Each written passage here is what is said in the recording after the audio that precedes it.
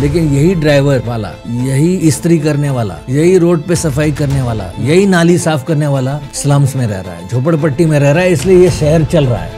अगर ये झोपड़पट्टी में रहने वाले लोग यहाँ से चले जाएं तो ये शहर ठप हो जाए। मुंबई शहर का विकास होना चाहिए, मुंबई शहर के लिए विकास होना अच्छी बात है, लेकिन जो मुंबई शहर चला रहे हैं उनका विकास अब जरूरी है। अब ये समय आ गया कि हमको उनके बारे में सोचना है। स्लम रीडेवलपमेंट के कार्यक्रम बम्बई में चल रहे हैं, उनके लिए हर घर में स्वयं शौचालय जा सके ऐसी सुविधा दी जा रही है। इसी वजह से शहर में बीमारी ना फैले और शहर को चलाया जा सके।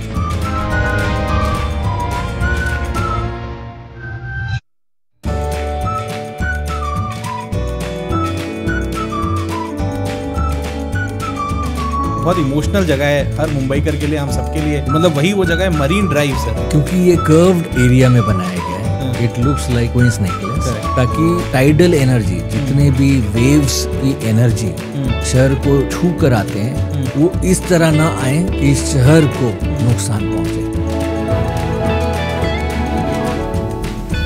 इस ताज होटल के बाहर ऐसा बोर्ड लगाया गया, Indians and dogs not allowed. Tata ने इसको अपने दिल पे इतनी ली थी बात कि पुराना ताज होटल आज भी सर्वश्रेष्ठ 5 स्टार होटल मुंबई में माना जाता है। मुंबई लोकल का अपना ही एक इतिहास है। लोग जो रिटायर हो चुके हैं हमारे मुंबई शहर में, रिटायर होने के बाद भी मुंबई लोकल ट्रेन से इसलिए सफर कर सकते हैं ताकि वो अपने पुराने दोस्तों को मिल सके।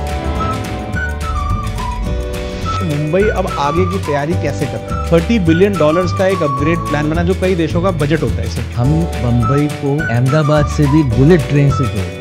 पूना शहर की इकोनॉमी और बम्बई शहर की इकोनॉमी दोनों एक साथ बढ़े। Metro rail, Atal Setu, coastal road, इन सारे ट्रैफिक नेटवर्क को आपस में जोड़ रहा है। नवी मुंबई में भी एयरपोर्ट का निर्माण हुआ। इसको बुलाने के लिए स्पेशल टेक्नोलॉजी जापान से मंगवाई गई और ये बोरिंग टनल किस लेवल तक ले जाया गया ताकि मुंबई रेनफॉल की फ्लडिंग से ये इफेक्ट मुंबई इस प्रगति पर पहुंच जाएगा जिससे इन्वेस्टमेंट मुंबई में बढ़ेगा। तो मुंबई अब इस प्रगति पर विचार कर रहा है और इसीलिए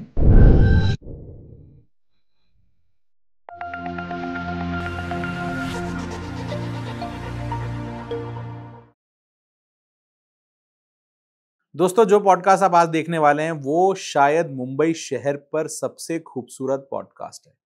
आज इस पॉडकास्ट में हमारे साथ श्री राजीव मिश्रा जी खुद हैं। ये एक आर्किटेक्ट और एक टाउन प्लानर हैं, और टाउन प्लानर और आर्किटेक्ट होने के साथ साथ ये एक बहुत ही अच्छे कहानी कहने वाले व्यक्ति भी हैं। ये मुंबई को आपको जिन आंखों से दिखाएंगे आप शायद खुद इमोशनल हो जाएंगे। तो इस यात्रा पे, इस जर्नी पे, इस पॉडकास्ट में आप शायद आज मुंबई को उतनी गहराई से समझेंगे जो शायद आपने पहले नहीं समझा होगा। और आप व्यूअर के लिए मैंने बहुत सारे कमाल के जो हाइलाइट्स थे वीडियो के, वो क्लिप्स बनाकर भी इस चैनल पे डाले हैं। तो क्लिप्स भी इंजॉय करिए, रील्स को भी इंजॉय करिए और बड़े पॉडकास्ट को गहराई से अपने अंदर उतार लीजिए। तभी मजा है, तभी जीवन है। सर का मैं बहुत बहुत धन्यवाद देना चाहता हूं। सर यहाँ पर आए, आपका धन्यवाद देना चाहता हूं कि आप इस वीडियो को देखेंगे, लाइक करेंगे, शेयर करेंगे, सब्सक्राइब करेंगे और आनंद लेंगे और मजे लेंगे। तो बहुत बहुत स्वागत है आपका जेके सुपर पॉडकास्ट में। आइए सर, बहुत बहुत स्वागत है आपका जेके सुपर पॉडकास्ट में। आप जेजे स्कूल ऑफ आर्किटेक्चर के प्रिंसिपल हैं। हाँ जी। आपने अपना इतना कीमती समय हमें दिया ऐसे टॉपिक को समझाने के लिए जो हमारे दिल के बहुत करीब है, बहुत लोगों के दिल के बहुत करीब है, और देश के लिए ये एक ऐसा शहर है जो बहुत ही ज़्यादा इंपॉर्टेंस और सिग्निफिकेंस रखता है। फाइनेंशियल कैपिटल है हमारा, कल्चरली बहुत रिच है, बहुत ही कमाल की जगह है। आज जिस जगह के बारे में हम बात करेंगे, जिस शहर के बारे में हम बात करेंगे और सर से बात करेंगे, ये अपने आप में एक क्रैश कोर्स है। 1-1.5 घंटा, 2 घंटा ये पॉडकास्ट आपको मुंबई के बारे में वो चीज़ें दिखा जाएगा, वो चीज़ें समझा जाएगा जो आपने पहले महसूस नहीं की होंगी। यहाँ जो क्रू हमारे साथ है वो भी मुंबई का, महाराष्ट्र का लोकल क्रू है, बट मैं आपको ये वादा करता हूँ कि क्रू भी आखिरी में अमेज हो चुका होगा सर से ये पॉडकास्ट सुनने के बाद। तो सर, आपका मैं बहुत बहुत स्वागत करता हूँ जेके सुपर पॉडकास्ट में। कैसे हैं सर, कुछ अपने बारे में बताइए। जी, बहुत बहुत धन्यवाद। आपने इस शहर को जानने के लिए एक वास्तु कलाकार को चुना। मैं आपसे गुजारिश करूंगा कि आप किसी भी शहर के बारे में अगर जानना चाहें तो उस शहर के वास्तु कलाकार या नगर रचनाकार को मिले। वो आपको उस शहर के बारे में ऐसी बातें बताएंगे जो शायद ही किसी नागरिक को पूरी तरह मालूम ना हो। सर, इन दोनों शब्दों को एक बार समझा दें।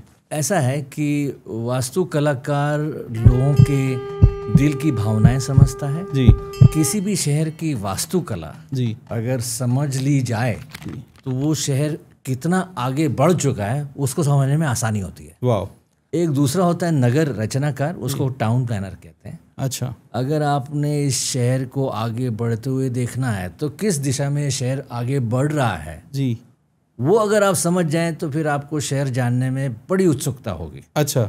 और शहर की उत्सुकता लोगों को शहर में लाती है। जी। बम्बई एक ऐसा शहर है जिसकी उत्सुकता आज तक थमी नहीं है, न थमेगी। जी जी।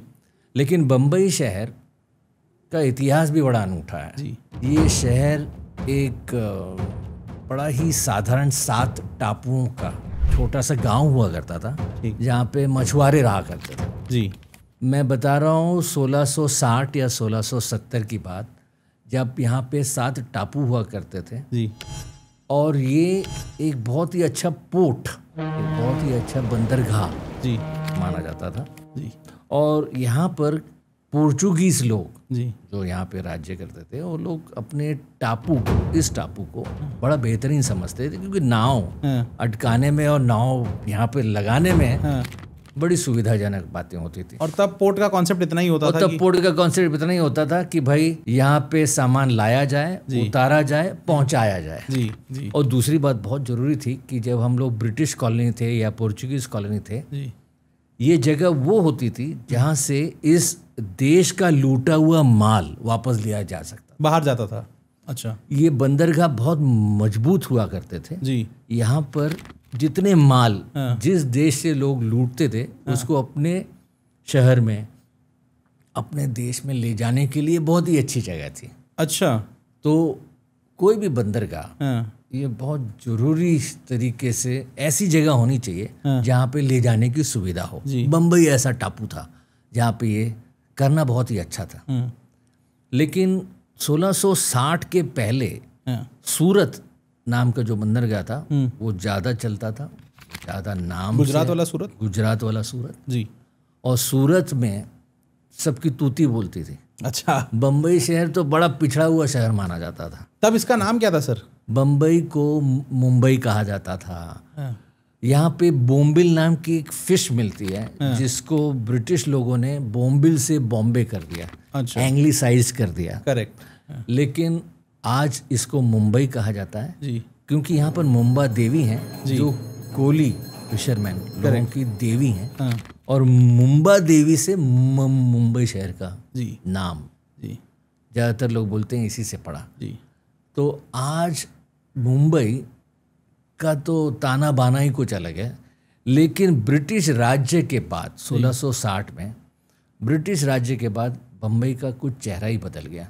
1660 में ब्रिटिश राज था सर? यहाँ पे पोर्चुगीज का राज था। अच्छा। हुआ ये कि पोर्चुगीज और ब्रिटिश ये तय नहीं कर पा रहे थे कि कौन किसको यहाँ रहने देगा।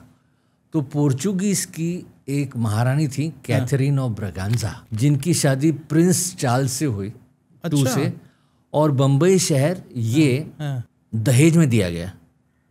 पोर्चुगीज लोगों ने बम्बई के 7 टापू दहेज में ब्रिटिश को दिए कि भैया शांति रखिए। कैथरीन ब्रिगांजा जो हमारी महारानी है, इनसे शादी करके ये जगह हम आपको देते हैं, लड़ाई झगड़ा बंद करें। ये बम्बई शहर हमने आपको दे दिया। अब हम समधी हैं तो हम आपको दे देते हैं, और हमारा शहर उन्होंने उठा के उनको दे दिया। तो ब्रिटिश लोगों को तो समय नहीं था यहाँ पे आके राज करना। उन्होंने बड़े व्यस्त थे और दूसरे जगह जा रहे थे। तो यहाँ पे ईस्ट इंडिया कंपनी चलती थी। तो उन्होंने 10 पाउंड, साल के 10 पाउंड के किराए पे ईस्ट इंडिया कंपनी को ये चलाने दे दी। पूरा शहर, पूरा टापू, 7 टापू। बोला हमको आप 10 पाउंड हर साल देंगे, इस टापू को आप डेवलप करिए, इस टापू को आप चलाइए, इस टापू के जितने भी काम आपसे हो सकते हैं कीजिए, लेकिन हमको 10 पाउंड की शर्त पे हम आपको ये जगह दे रहे हैं चलाने के लिए। तो ब्रिटिश ईस्ट कंपनी ने ये चलाने के लिए ले लिया। और जितने भी ब्रिटिश ईस्ट इंडिया कंपनी के टापू सूरत में हुआ करते थे, उन लोगों ने वो सारे अपने काम सूरत से बम्बई में लाना उचित समझा, क्योंकि अब 10 पाउंड देना है हर साल। तो ईस्ट इंडिया कंपनी ने सूरत से बम्बई अपने सारे टापू की कार्रवाई शिफ्ट कर दी। तो बम्बई एक अच्छा शहर है, बम्बई को बढ़ाते हैं। दूसरी बात जो बहुत ही ज़रूरी थी, मुंबई इस शहर की प्रगति को अगर हमको जानना है ठीक तरीके से तो हमें इतिहास में जाना होगा और 3 महानुभाव के बारे में जानना होगा। जी। पहले महानुभाव हैं शंकर शेठ। शंकर शेठ, दादा शंकर शेठ जी, जो बहुत ही बड़े ट्रेडर थे, बिजनेसमैन थे और बम्बई में काफ़ी ज़मीन का उन्होंने लोगों को दान किया। दूसरे जो महानुभाव थे उनका नाम था जमशेदजी जीजी बॉय, जो यहाँ पर ब्रिटिश ईस्ट इंडिया कंपनी के साथ बिजनेस करते थे अफीम की। अच्छा। और तीसरे जो सबसे बड़े महानुभाव जिनकी वजह से बम्बई शहर में पैसा आया उनका नाम था David Sassoon. David Sassoon, okay. David Sassoon ये आए थे इराक से, क्योंकि यहाँ पर उन्होंने मिल बसाना उचित समझा। जमशेदजी जीजी बॉय चूँकि यहाँ पर बिजनेस करते थे ब्रिटिश ईस्ट इंडिया कंपनी के साथ, उनका यहाँ पर बम्बई शहर को बसाना और बम्बई शहर में बहुत सी चीज़ें लाना का सारा श्रेय जाता है। और नाना शंकर शेठ जिनकी यहाँ ज़मीन थी और जिनका यहाँ पर बिजनेस चलता था, उन्होंने अपनी सारी ज़मीन बम्बई में डेवलपमेंट के लिए ब्रिटिश सरकार को दी ताकि बम्बई का विकास हो सके। ये तीनों लोग एक ही टाइम में एग्जिस्ट करते थे? एक ही टाइम में होते थे। अच्छा, ये तीनों महानुभाव एक ही समय थे। जी। जमशेदजी जीजी बॉय चूँकि अफीम की तस्करी करते थे, क्योंकि वो ब्रिटिश ईस्ट इंडिया कंपनी को जी आगे नहीं बढ़ने देना चाहते थे, तो ईस्ट इंडिया कंपनी ने उनको अपना पार्टनर बना लिया और ये कहा कि अगर आप हमारे साथ काम करेंगे तो चाइना में जो हम स्पाइसेस बेचते हैं, चाइना में जो हम अफीम बेचते हैं, उसको हम बेचकर मुनाफा साथ में कमाएंगे। इसलिए जमशेदजी जीजी बॉय की बहुत अच्छी दोस्ती हो गई। अच्छा। नाना शंकर शेठ की इसलिए दोस्ती हो गई क्योंकि वो ज़मीन देते थे ब्रिटिश सरकार को कि ठीक है, अगर आपको विकास करना है बम्बई का, ये सारी ज़मीन हमारी है, हम आपको बम्बई के विकास के लिए जगह देते हैं, नहीं तो आपको ज़मीन मिलेगी नहीं। और तीसरे महानुभाव थे जो डेविड ससून थे, वो पैसा इराक से लाते थे, यहाँ उनको मिल्स, टेक्सटाइल मिल्स बसाने थे। अभी टेक्सटाइल मिल बसाने का कारण क्या था?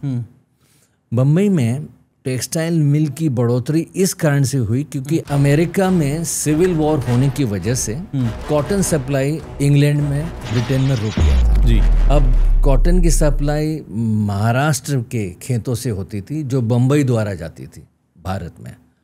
तो अगर टेक्सटाइल मिल्स अगर हम बम्बई में बनाते हैं तो यहाँ से कॉटन की सप्लाई और टेक्सटाइल की सप्लाई की बढ़ोतरी दी जा सकती है। इसीलिए टेक्सटाइल मिल्स का यहाँ बम्बई में होना बहुत ज़रूरी था, जो बम्बई के पोर्ट द्वारा वहाँ पे भेजा जा सकता था। जी। रुई को अलग अलग जगह से मुंबई में लाना था, इसलिए रेलवे का स्थापन करना बहुत ज़रूरी था, क्योंकि रेलवे हर शहर में जाकर गोदाम में माल ले आती थी जी। और टेक्सटाइल मिल में रखती थी, जिसकी वजह से यहाँ पे कपड़े का व्यापार बहुत बढ़ गया। तो बम्बई शहर में 3 बहुत ही महत्वपूर्ण विकास एक दूसरे से संबंधित है। पहला है पोर्ट ट्रस्ट यानी बंदरगाह, बॉम्बे पोर्ट ट्रस्ट। ठीक है। दूसरा है रेलवे, करेक्ट, जो यहाँ पर माल ले आती थी जी। माल ले जाने के लिए जी। विदेशों में जी। और तीसरा है स्टॉक एक्सचेंज। जब ट्रेड का पैसा आया, जब बिजनेस का पैसा आया, तो पैसे को और बढ़ाने के लिए यहाँ पर स्टॉक एक्सचेंज का होना बहुत जरूरी था। वाओ। तो आज भी हमारे शहर में, बम्बई में एक ऐसी जगह है जिस रास्ते पर ये तीनों बंगले अगल बगल एक साथ बनाए गए हैं। तीनों ऑफिसेस के। तो म्युनिसिपल कमिश्नर ऑफ मुंबई जी, जो बम्बई शहर चलाता है जी, बॉम्बे पोर्ट ट्रस्ट का जो चेयरमैन है जी, जो पोर्ट चलाता है जी, और तीसरा है रिजर्व बैंक ऑफ इंडिया का गवर्नर। ये तीनों बंगले एक ही लाइन में एक ही रास्ते में बनाए गए हैं ताकि ये लोग आपस में मिलके इस शहर को आगे बढ़ा सकें जी। जी। और ये सबसे ज्यादा, सबसे मोस्ट एक्सपेंसिव प्रॉपर्टी मुंबई इसी रास्ते पे है। ये कौन सा एरिया है? पेडर रोड के पीछे, जसलोक हॉस्पिटल के पीछे वाले रास्ते को सबसे महंगा रास्ता समझा गया है, जिस पर आज मुकेश अंबानी की बिल्डिंग एंटीला बनाई गई। करेक्ट है। तो बम्बई का इतिहास बड़ा रोमांचक है। अगर आप उसको इस तरीके से समझेंगे तो बम्बई शहर के बारे में या मुंबई शहर जो आज समझा जाता है उससे आपको ज़्यादा प्रेम होगा। बहुत बहुत खूबसूरत सर। तो 3 ऐसे काम यानी कि बंदरगाह, आपका रेलवेज और आपका बॉम्बे स्टॉक एक्सचेंज, इन तीनों ने मिलके मुंबई को मुंबई बनाने का काम किया और इसमें टेक्सटाइल मिल ने काफ़ी हद तक अपना योगदान दिया। कमाल। तो अगर ये नहीं होते नाना शंकर शेठ, डेविड ससून और जमशेदजी जीजीभॉय तो मुंबई शहर का विकास नहीं हो पाता। जिस तेजी से मुंबई शहर का विकास हुआ उस विकास के क्षेत्र में अगर आप हमारे देश में कोई भी शहर देखें तो इतना विकास नहीं हो पाया है। आसपास भी सर मुझे नहीं लगता कि कोई भी शहर उस कदर बढ़ा, उतना उस तरीके से बढ़ा सर। कमाल। आपको एक और बहुत ही इंटरेस्टिंग बात मुंबई के बारे में हम बताना चाहेंगे जी। यहाँ पर ब्रिटिश सरकार ने बहुत ही बेहतरीन वास्तुकला का उदाहरण दिया है। आर्किटेक्चर जी। Victoria terminus building, municipal corporation building, ये आर्किटेक्चर की हिस्ट्री में एक अनूठा नमूना है। इसके आर्किटेक्ट यहाँ पर आए क्योंकि यहाँ पर ब्रिटिश साम्राज्य को ये बताना था कि हम आप पर राज्य कर रहे हैं, हम इस तरीके से हमारी इमारत बनाते हैं और आपके लिए ये बेहतर होगा कि आप हमारी बातें सुने ताकि हम मुंबई का विकास हमारे तरीके से आपके लिए करें। इसलिए लोगों ने, यहाँ पे रहने वालों ने उनकी बात को सुनना बेहतर समझा। तो मुंबई शहर एक ऐसा शहर है जहाँ पर ब्रिटिश लोगों, राज्य करने वालों ने अपने आर्किटेक्चर द्वारा ये बताने की कोशिश की कि वो कितने महत्वपूर्ण है। वो सर इसको थोड़ा सा अगर आप और डिटेल में समझाएं कि किस तरह से ये मैसेज कन्वे होता है उनके आर्किटेक्चर से। मैं ये बताना चाहता हूँ कि आर्किटेक्चर इज अ टूल जिससे ये हम बताना चाहते हैं कि हम कितने अग्रसर हैं जी, हम कितने आगे हैं। करेक्ट। आर्किटेक्चर ही एक ऐसा माध्यम है जिसको बनाने से हम ये तय कर सकते हैं लोगों के मन में कि आप बहुत छोटे हैं। बिल्कुल सही बात सर, क्योंकि हम इतने आगे हैं कि आप सोच भी नहीं सकते हमारे तक पहुंच पाना। आज हम चाइना के लिए इतना फैसिनेट हो रहे हैं, जापान के लिए इतना फैसिनेट हो रहे हैं, यही देख के तो हो रहे हैं कि वो क्या कमाल का। तो कला और वास्तुकला ही ऐसी चीजें हैं जिससे लोगों के मन को आप प्रभावित कर सकते हैं जी, और लोगों को ये बता सकते हैं जी कि हम ऐसी चीजें बनाते हैं जिसके बारे में हम विचार भी नहीं कर सकते, सोच भी नहीं सकते।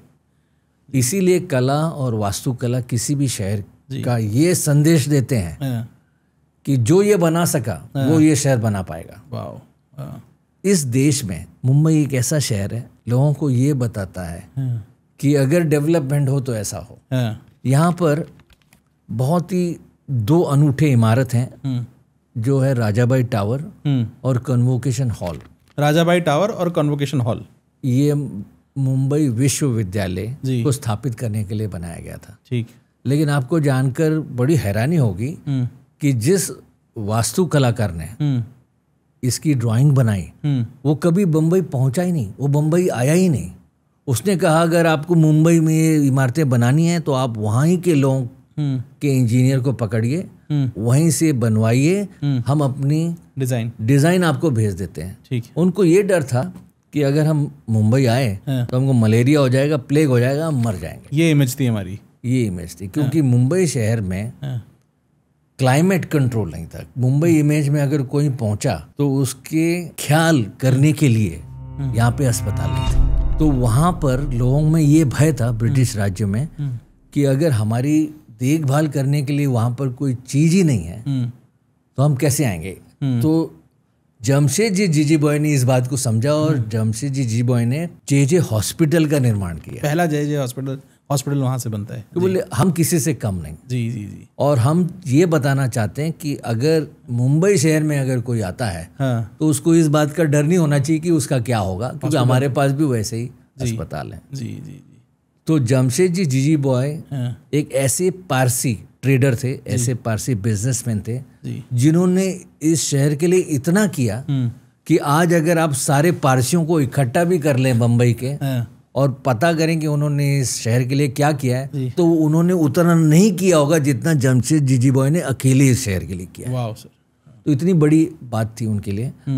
नाना शंकर शेठ ने अपनी जमीन देकर ब्रिटिश राज्य के लोगों को ये बताना जरूरी समझा कि बम्बई में अगर हम आगे नहीं बढ़े तो हम इस देश का विकास नहीं कर पाएंगे, रोक रहे हैं। इसीलिए सबसे पहली लोकल ट्रेन जो चली बम्बई में वो 16 अप्रैल 1853 में चली। और मैंने ऐसा भी सुना है सर कि ये एशिया की पहली पैसेंजर ट्रेन थी, ऐसा कुछ सच? बॉम्बे थाना के बीच में जी ये लोकल ट्रेन चली क्योंकि ब्रिटिश राज्य ये बताना चाहता था कि अगर हमने रेलवे की शुरुआत आपके साथ इस शहर में की तो हम आपका भी विकास आगे बढ़ने देंगे, जिससे बम्बई वाले बड़े खुश हुए। मुंबईकर जो कहते हैं आज, जो थाना से मुंबई वीटी स्टेशन तक ट्रेन से आते हैं, उसका निर्माण 1853 में ब्रिटिश लोगों ने किया था। और उसी रेलवे बोर्ड पे मेंबर थे नाना शंकर शेठ, मेंबर थे जमशेद जी जीजी बॉय, मेंबर थे डेविड ससून। ब्रिटिश साम्राज्य में लोग पैसा नहीं लगाते थे, वो पैसा उसी शहर के लोगों से लेते थे, उनके निर्माण में उनको मदद करते थे। राजाबाई टावर के लिए जिस का पैसा लगा वो स्टॉक एक्सचेंज के चेयरमैन थे, उनकी माँ का नाम राजाबाई था और वो ट्रेडर का नाम था प्रेमचंद रॉयचंद।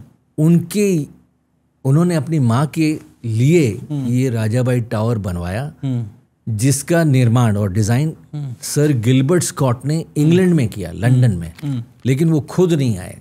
इसलिए बम्बई शहर में तब का और आज के मुंबई शहर में ये समझना बहुत जरूरी है कि उस वक्त ये किसने और कैसे बनाया होगा। तो मुंबई शहर का ये सौभाग्य है कि उस वक्त ऐसे लोग थे जो डिजाइन आने पर भी वैसी इमारत बना सकते थे।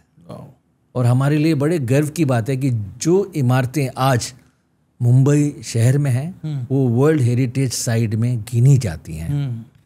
और ये कोई साधारण इमारत नहीं है, ऐसी इमारत बनना आज की तारीख में असंभव है।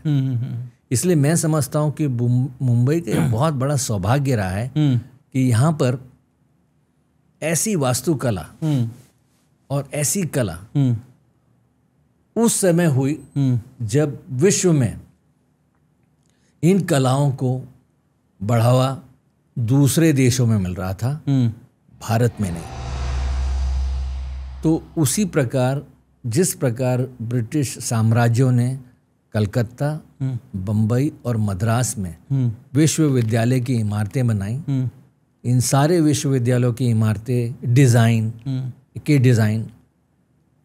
इंग्लैंड से आई और उसका निर्माण बम्बई तब का और आज का मुंबई, मद्रास तब का आज का चेन्नई और कलकत्ता तब का आज का कोलकाता, ये देख पा रहे हैं उन इमारतों को जो शायद आज के समय ऐसी इमारतें बनाना संभव नहीं होगा। उस पूरे समय के दौरान मुंबई में अगर मैं आपसे पूछूं कि क्या क्या कमाल की इमारतें बनी, क्या क्या कमाल के स्पेसेस बने, क्या क्या कमाल की जगह बनी जिसने शहर को ट्रांसफॉर्म किया, कुछ तो एग्जाम्पल आपने दिए। और अगर मैं आपसे कुछ पूछूं तो ताकि हम एक समझ जाए कि इतिहास में आर्किटेक्चरली और इंफ्रास्ट्रक्चर वाइज क्या क्या काम हो गया और हम उसे कहाँ से कहाँ ले गए। बिल्कुल। तो अगर आप वो बताएं सर, तो जैसे नरीमन पॉइंट, मरीन ड्राइव, ये सब कब इनकी परिकल्पना? ये तो बाद में बने। मुंबई के इतिहास में general post office, telegraph building, gateway of India, ये सारी इमारतें उसके बाद बनी। जी। जे स्कूल ऑफ आर्ट का निर्माण 1888 तक हुआ और जे स्कूल ऑफ आर्ट में ये तय होता था कि कौन सी इमारतें किस जगह बम्बई में बनाई जाए। ये वहीं से तय किया जाता था। अच्छा। तो हमारे बम्बई शहर में ये ब्रिटिश की बनाई हुई इमारतें भी हैं और यहाँ पे जो ट्रेडर रहते थे, जो ज़्यादातर भुलेश्वर, कालबा देवी, चर्नी रोड इस क्षेत्र में रहते थे, उन्होंने भी गिरगांव का निर्माण किया। गिरगांव का जो नाम है वो गिरण गांव से पड़ा। गिरण गांव का मतलब जो मिल मजदूर जिस जगह रहते हैं वो गिरनी में काम करते हैं। अच्छा। और गिरनी में काम करने वाले गिरगांव में रहते हैं। ये उनका गांव गिरगांव है। वाह। तो बम्बई शहर में बहुत सारा विकास इन कारणों से हुआ और मैं समझता हूँ कि अगर यहाँ पर बंदरगाह नहीं होता, अगर यहाँ पर रेलवे नहीं होती और अगर यहाँ पर स्टॉक एक्सचेंज नहीं होता तो इतना विकास शायद नहीं होता। किसी भी शहर का निर्माण उस स्तर पे होता है जहाँ पर बाजार, जहाँ पे ट्रेड एक्टिविटी, जहाँ पे इकोनॉमिक डेवलपमेंट हो। अगर इकोनॉमिक डेवलपमेंट नहीं होगा तो वो शहर आगे नहीं बढ़ सकता। नहीं बढ़ेगा, ठीक बात है। और ऐसा शहर जो आगे बढ़ता है वहाँ पर लोगों को नौकरियां मिलती हैं, लोगों को वहाँ आने का मन करता है। क्योंकि अगर आपके गांव में जहाँ आप रहते हैं वहाँ पर अगर आपको कोई काम नहीं है, कोई अनाज नहीं है, तो आप किस शहर में जाएंगे जहाँ पर आपको नौकरी मिली। बम्बई ऐसा शहर बना तब का जहाँ पर नौकरी पक्का मिलनी थी। आज मुंबई में लोग इसलिए आते हैं क्योंकि यहाँ पर नौकरी मिलना तय है। यहाँ पर हमको वो सारी सुविधाएं मिलेगी जो हम जहाँ रहते हैं वहाँ पर नहीं है। हर आदमी यहाँ कमा सकता है, अपना परिवार पाल सकता है, गाँव पीछे पैसा भेज सकता है, ये सब कुछ मुंबई ऑफर करता है। और इसकी गारंटी है, मुंबई शहर एक ऐसा शहर है जहाँ पर लोग आना पसंद करते हैं क्योंकि उनके सारे फिल्मी हीरो यहाँ पर रहते हैं। जी जी जी। तो एक और आकर्षण है मुंबई में आने का जी। और मुंबई में आने से कुछ तो भला होगा ऐसा लोग सोच के यहाँ आते हैं। सर अब हम ये समझ गए कि ब्रिटिश एरा के दौरान क्या क्या काम हुआ, किस तरह काम हुआ।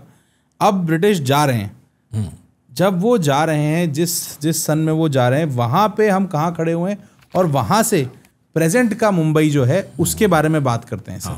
देखिए 1947 के बाद ब्रिटिश लोग जब यहाँ से रवाना हुए तो मुंबई में उस वक्त 1930 के दशक में, 1940 के दशक में आर्ट डेको मूवमेंट क्रिएट हुआ। आर्ट डेको मूवमेंट ये अंतर्राष्ट्रीय आर्ट मूवमेंट है जिसमें कला, संगीत और वास्तुकला का अनूठा संगम है। तो मरीन ड्राइव पे अगर आप क्वींस नेकलेस देखते हैं तो वहाँ पर जिस प्रकार की बिल्डिंगें बनी हैं वो आर्ट डेको मूवमेंट के तहत बनी है। अच्छा। उस वक्त आरसीसी का भी नया निर्माण हुआ था एज ए बिल्डिंग मटेरियल, क्योंकि आप समुद्र के किनारे बना रहे हैं तो आरसीसी मटेरियल का इस्तेमाल करना जरूरी था। और आरसीसी एक नया मटेरियल होने की वजह से ज़्यादा मजबूत समझा जाता था। तो आरसीसी मटेरियल यूज़ करना और आर्ट डेको के स्टाइल में यूज़ करना एक नया कार्यक्रम मुंबई शहर में आया और मुंबई ने उस प्रकार से विकास करना जरूरी समझा। तो आज ओवल मैदान, मरीन ड्राइव, कुलाबा, इस क्षेत्र में जो कोई विकास आप देखेंगे तो ये आर्ट डेको मूवमेंट के तहत हुआ था। सर आर्ट डेको को एक बार समझा सकेंगे आप? आर्ट डेको एक ऐसा मूवमेंट है जिसमें कला को इस प्रकार से वास्तुकला में शामिल करते हैं जिससे खिड़कियां, दरवाजे ऐसा लगे कि ये किसी कलाकार ने बनाया है। अच्छा, वाह। ऐसा लगे कि ये किसी पेंटिंग में से निकाला गया। यहाँ पर अगर आप बालकनी बनाना चाहें, वेरांडा बनाना चाहें तो वो सीधी न बना के उसमें घुमाव दें। उसमें ऐसी घुमाव दें ताकि संगीत का घुमाव उस बिल्डिंग में एक डिज़ाइन बनकर नजर आए। जी जी जी जी। तो आर्ट डेको मूवमेंट को एक अलग तरीके से लाइफस्टाइल के तौर पे मुंबई शहर में लोगों ने लाना जरूरी समझा, क्योंकि वो चाहते थे कि हमारा दौर अंतर्राष्ट्रीय दौर के हिसाब से ही चले। और उस वक्त काफ़ी लोगों ने, काफ़ी रईस लोगों ने मुंबई में आर्ट डेको मूवमेंट के बंगले, आर्ट डेको मूवमेंट की बिल्डिंग में रहना अपने आप में बहुत बड़ी बात समझी। तो आप अगर कोई भी बंगला बम्बई में देखेंगे जो 1940, 1950, 1960 में बनाए हो, उसमें आर्ट डेको मूवमेंट आपको नज़र आएगा, जिससे ये तय हो जाता है लोगों को कि इस बंगले में कोई ऐसा आदमी रहा होगा जो बड़ा ही रईस होगा और जिसने अपने तरीके से, अपने कायदे से रहना उचित समझा। क्योंकि हर कोई वो बनाना अफोर्ड भी नहीं कर सकता होगा। बिल्कुल बिल्कुल। तो यहाँ पर बम्बई में बड़े बड़े लॉयर्स, बड़े बड़े जजेस, बड़े बड़े नेता ऐसे शहर में रहने के लिए ऐसे बंगले में रहना उचित समझते थे। यहाँ पर मोहम्मद अली जिन्ना ने भी अपने नाम का एक बंगला बनाया जो principal J college of architecture के द्वारा डिज़ाइन बनाकर रहना उचित समझा। ये पार्टीशन के पहले बन चुका था? ये पार्टीशन के पहले बन चुका था। ये मैं 1940 की बात कर रहा हूँ। आज क्या हो रहा है सर उस बंगले का? आज उस बंगले में तो कोई है नहीं, लेकिन उस बंगले को अभी एनिमी प्रॉपर्टी समझकर जी उसको बंद करके रखा है। वहाँ पर किसी का भी जाना वर्जित है जी। मिनिस्ट्री ऑफ एक्सटर्नल अफेयर्स ऐसी स्थिति में उस बंगले का क्या करेगी, ये निर्णय उन्हीं को अपने स्तर पे लेना होगा जी। लेकिन ऐसे बड़े रईस लोग मुंबई में जो रहते थे वो ऐसे डिजाइंड बंगलों में रहना उचित समझते थे। तो ब्रिटिश के जाने के बाद हमारा हिंदुस्तानी ऐसा क्या है जो अलग हो, और वो था आर्ट डेको मूवमेंट। वाह। ये आर्ट डेको मूवमेंट गोवा तक पहुंचा। ये जहाँ जहाँ ब्रिटिश लोग गए वहाँ राज्य करने, वहाँ पर भी आर्ट डेको मूवमेंट गया, क्योंकि उस वक्त जितने थिएटर थे, जितने ड्रामा थिएटर थे, वो सारे आर्ट डेको मूवमेंट में होते थे, क्योंकि वहाँ पर संगीत के कार्यक्रम होते थे। तो बम्बई में आप कोई भी थिएटर देखें, चाहे इरोस थिएटर देखें, चाहे रीगल थिएटर देखें, वो आर्ट डेको मूवमेंट के स्टाइल में बनाए गए हैं जी सर, ताकि लोग अपनी जिंदगी में लुत्फ लें कला का, और उनको देखते ही समझ में आए कि वो ऐसी जगह आए जहाँ पर वो संगीत अपने तरीके से समझ सकें, संगीत का लुत्फ ले सकें और उसका फायदा लोगों को पहुँचे। जी जी जी। तो जैज नाम की भी आर्ट डेको मूवमेंट में एक नई संगीत कला आई, जिसका ऐसी जगह, ऐसे थिएटरों में परफॉर्मेंस हुआ करता। जैज भी तब उस समय आर्ट यहाँ आ डेको गया था। मूवमेंट का था। अच्छा। ये आर्ट डेको मूवमेंट के तहत ही जैज एक संगीत में एक बहुत ही अच्छा रेवोल्यूशन लाया था। उसी वक्त ये बिल्डिंगें थी। सबसे ज्यादा आर्ट डेको का कलेक्शन इस विश्व में मियामी नाम के शहर में है, जो अमेरिका में है। वो भी वाटर फ्रंट डेवलपमेंट है। आज भी मियामी में सबसे ज्यादा आर्ट डेको बिल्डिंग का कलेक्शन माना जाता है, जो बहुत ही सुंदर है जी। सबसे ज्यादा टूरिस्ट मियामी में आर्ट डेको आर्किटेक्चर देखने के लिए ही जाते हैं, जिससे उस शहर का विकास आज भी हो रहा है।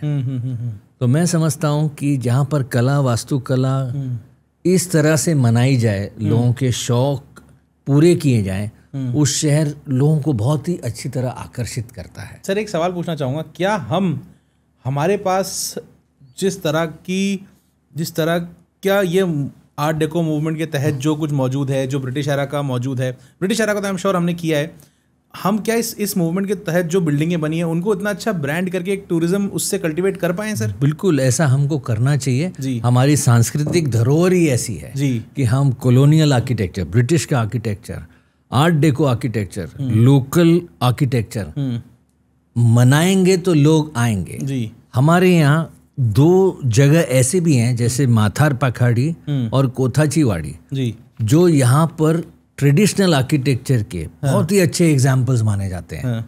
ये वो लोग थे जो लोग शिप पर काम करने जाते थे और 3-3 महीना बाहर रहते थे, लेकिन 3 महीने के बाद जब वो मुंबई लौटते थे तो वो अपनी ही तरीके से, अपने ही जीवन जैसे वो जीते थे उस तरह का घर बनाते थे और वहाँ रहते थे। तो बम्बई में ऐसे 2-3 जगह अभी बचे हुए हैं जहाँ पर उस वक्त के लोग कैसे रहते थे, उसको हम वर्नाकुलर आर्किटेक्चर कहते हैं। उसके एग्जाम्पल आज भी हैं। क्या क्या है सर ये 2-3 जगह? ये 2 जगह मैं आपको अगर बताऊं तो एक का नाम है माथार पखाड़ी। माथार पखाड़ी ये कहाँ है सर? ये है मझगांव में जी। और एक कोथाचीवाड़ी है जो गिरगांव में है। अच्छा। तो ये ऐसी जगह है जिनको बचाना, ये सांस्कृतिक धरोहर है, इसलिए हमको इनको बचाना जरूरी समझना चाहिए जी। वो आज भी बचे हुए हैं जी। नहीं तो जी। हम लोगों को ये बता नहीं पाएंगे कि मुंबई शहर में लोग किस प्रकार से रहते थे, जीते थे और किस जगह रहते थे। किसी को भी अगर कोई भी मुंबई आ रहा है और किसी को उस जमाने का मुंबई का लाइफस्टाइल देखना है, मेंटालिटी समझनी है, आर्किटेक्चर देखना है, तो उन्हें इन 2 जगह जाना जरूर चाहिए और इन्हें हमें बचाना बहुत बहुत आवश्यक है। हाँ, और इसके लिए हमारा मुंबई शहर में मुंबई कंजर्वेशन हेरिटेज कमेटी स्थापित की गई है जो ऐसी जगहों को बचाने के लिए कार्यरत है। अच्छा। वो डेवलपर लोगों को ऐसी जगह में ऐसी डेवलपमेंट होने की परमिशन ही नहीं देती जहाँ पर कोथाजीवाड़ी और माथार पाकड़ी बर्बाद हो जाएं। ठीक। क्योंकि इतिहास को बचाना बहुत जरूरी है और कोई भी ऐतिहासिक चीज हमारा सांस्कृतिक धरोहर समझकर हमको बचाना चाहिए। यही शहर का विकास है। बहुत खुशी होती है सर जान के कि इस तरह का काम भी होता है जहाँ हम बचाते हैं अपनी चीज़ों को। बहुत बहुत कमाल सर। और मुझे एक और बात कहनी है कि हम जिस शहर में जीते हैं, जिस शहर में बड़े होते हैं, बड़े होते होते हमको ये तय करने में आसानी होती है कि हमको क्या होना है। ठीक बात। क्योंकि शहर ही ऐसी जगह है जो आपको सिखाता है कि आपको क्या बनना चाहिए। बिल्कुल। मेरे मामले में भी कुछ बातें ऐसी हुई हैं कि अगर मैं आज आर्किटेक्ट हूँ तो इसलिए हूँ क्योंकि मैं बम्बई में पला बड़ा। बम्बई में मैंने आर्ट डेको बिल्डिंग देखी। मुझे आर्ट डेको बिल्डिंग देखने के बाद प्रोत्साहन मिला कि मैं आर्किटेक्ट क्यों ना बनूं, जिससे मैं इस शहर का विकास इसी प्रकार से आगे बढ़ता हुआ देखूं और लोगों को आनंद दे सकूं। अगर मैं किसी और शहर में पलता बढ़ता तो शायद मैं आर्किटेक्ट नहीं होता, वो पैशन नहीं डेवलप हो पाता। तो शहर के लिए बहुत जरूरी है कि वो आपको क्या बनने की उम्मीद देता है और क्या बनने की प्रोत्साहन देता है। जी सर। सर, इस शहर में एक बहुत ही कमाल की, एक बहुत ही खूबसूरत एक जगह है जिसका नाम है नरीमन पॉइंट। हाँ। मैं एक फैक्ट पढ़ रहा था सर कि एक वक्त ऐसा था दुनिया के अंदर कि दुनिया के टॉप 10 ऑफिस स्पेसेस में ये जगह शामिल थी। बिल्कुल। अगर आपको दुनिया में कहीं भी ऑफिस स्पेस लेना है, अगर आपको नरीमन पॉइंट पे लेना है तो बहुत ही ज़्यादा महंगा होता था। सर, ये क्या वक्त था और क्या सिग्निफिकेंस है उस जगह का, क्या वैल्यू है इस जगह की, अगर आप इस बारे में बता सकें तो सर। बम्बई ये तीनों तरफ से समुद्र से घिरा हुआ है। यहाँ पर लैंड, जमीन की तंगी है जी। यहाँ पर जमीन नहीं है जी। तो ऐसा तय किया गया कि बम्बई में एक छोर पर लैंड फिलिंग और रिक्लेमेशन किया जाए, जिसकी वजह से जमीन की सप्लाई बढ़ जाए और वो ऐसी जगह की जाए जहाँ पर डिमांड ज़्यादा हो। नरीमन पॉइंट ये ऐसी जगह है कोलाबा के करीब जहाँ पर अगर हम ज़मीन बढ़ाते हैं और ट्रेड, बिजनेस, कॉमर्स के लिए हम ऑफिस बनाने की अनुमति देते हैं तो शहर का विकास तो होगा ही, लेकिन वहाँ पर सारे विश्व से लोग आना पसंद करेंगे और ट्रेड और कॉमर्स को बढ़ावा मिलेगा। चूंकि स्टॉक एक्सचेंज भी उसी के करीब है, इसलिए नरीमन पॉइंट में ऐसी जगह बनाई जाए जहाँ पर लोगों को आगे बढ़ने की प्रोत्साहन तो मिले ही, लेकिन बम्बई भी एक साउथ एशियन फाइनेंशियल कैपिटल बन सके। क्योंकि बम्बई शहर को फाइनेंशियल कैपिटल बनाने का बहुत लोगों का सपना था और बम्बई शहर ही ऐसा शहर था उस वक्त जो सबसे ज़्यादा कंट्रीब्यूशन इस देश को इनकम टैक्स बोलिए या TDS बोलिए या GST बोलिए वो प्रदान करता था। आज भी मुंबई सबसे ज़्यादा मोर देन 1/3 कंट्रीब्यूशन हमारे देश के उन्नति में देता है। हमारा GDP 1/3 GDP का बढ़ावा मुंबई शहर की कमाई से है। तो नरीमन पॉइंट उस वक्त ऐसी जगह थी जहाँ पर लोगों ने बिजनेस बढ़ाया, लोगों ने कंट्रीब्यूशन इस देश की उन्नति में किया और इसीलिए वहाँ पर हर चीज महंगी समझी गई, बहुत एक्सपेंसिव समझी गई। आज की तारीख में एक नया नरीमन पॉइंट जन्म ले रहा है जिसको बांद्रा कुर्ला कॉम्प्लेक्स कहते हैं। अच्छा। आज बांद्रा कुर्ला कॉम्प्लेक्स नरीमन पॉइंट से भी ज़्यादा महंगा है। और वहाँ पर हमारे शहर के सारे bank, national stock exchange, SEBI और बड़े बड़े कॉरपोरेट ऑफिसेस जमीन लेकर बढ़ रहे हैं। सर, बांद्रा कुर्ला कॉम्प्लेक्स को आपने मेंशन किया। बांद्रा कुर्ला कॉम्प्लेक्स जब वहाँ पे बांद्रा कुर्ला कॉम्प्लेक्स नहीं था, वो सोच कहाँ से आई कि यहाँ पर कुछ बनाना है, यहाँ पर इस जगह को डेवलप किया जाए? वो कहाँ से स्टार्ट होता है और वहीं पर क्यों? कोई उसका एडवांटेज है उस लोकेशन का? हाँ, बांद्रा कुर्ला कॉम्प्लेक्स ऐसी जगह पर है बम्बई में जहाँ से अप्रोच हर जगह से की जा सकती है।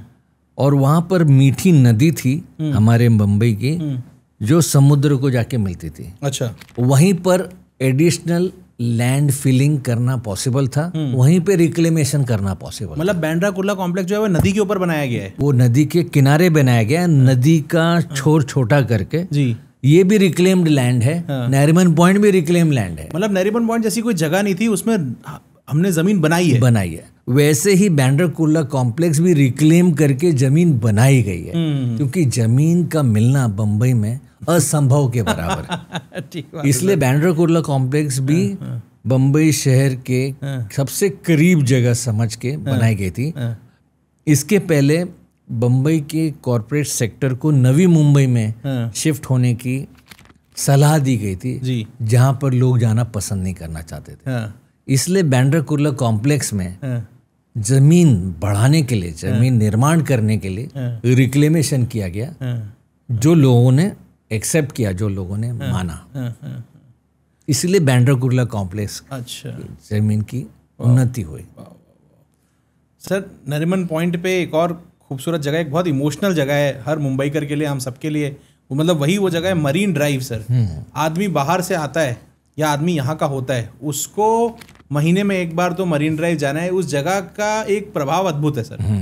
मरीन ड्राइव के बारे में बहुत ही कमाल का फैक्ट मैं पढ़ रहा था सर, कि मुझे नहीं पता हिंदुस्तान में और भारत में ऐसी कितनी और जगह हैं जो सीधा स्पेस से देखी जा सकती है। इसके बारे में एक फैक्ट बहुत प्रचलित है कि ये जगह सीधा स्पेस से देखी जा सकती है। सर, मरीन ड्राइव के बारे में आप कुछ बताएं सर, और कल्चर और उसके अराउंड माइंडसेट लोगों का बताएं sir. See, marine drive is image of Bombay. Correct.